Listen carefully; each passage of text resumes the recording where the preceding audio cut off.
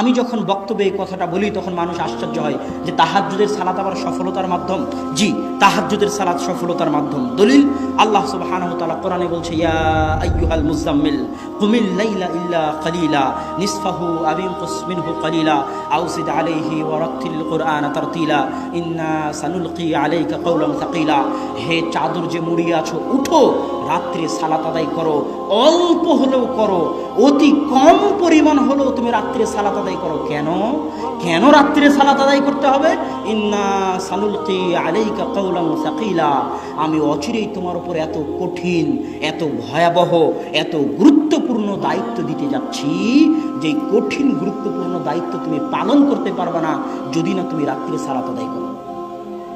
আর এক আয়াতে আল্লাহ সুবহানাহু ওয়া তাআলা বলছে, ওমিনাল লাইলি ফাতাহাজ্জাত বিহি নাফিলাতাল লাক আসা আইয়াবআসাকা রাব্বুকা মাকামান মাহমুদা। রাত্রে তাহাজ্জুদের সালাত আদায় করুন, কেননা আপনার প্রতিপালক আপনাকে অনেক উঁচু মর্যাদা দিতে চান, আর ওই উঁচু মর্যাদা পেতে চাইলে রাত্রে সালাত আদায় করতে হবে।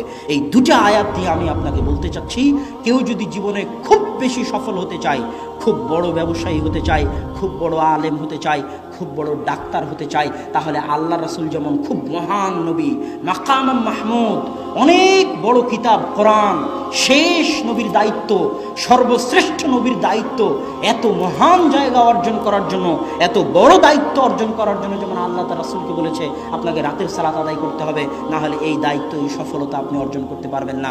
ঠিক প্রত্যেক মানুষের ক্ষেত্রেও মানুষ যদি নিজ নিজ জীবনে বড় সফলতা অর্জন করতে চায়, খুব বড় পর্যায়ে পৌঁছতে চায়, তাহলে রাতের সালাতের বিকল্প নাই। রাতের সালাত আপনাকে অনেক দূর এগিয়ে নিয়ে যাবে।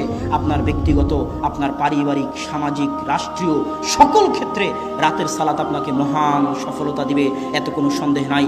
অতএব রাতের সালাত আদায় করতে হবে। আল্লাহ সুবহানাহু ওয়া তাআলা আমাদেরকে রাতের সালাত আদায়ের তৌফিক দান করুক। আল্লাহুম্মা আমিন।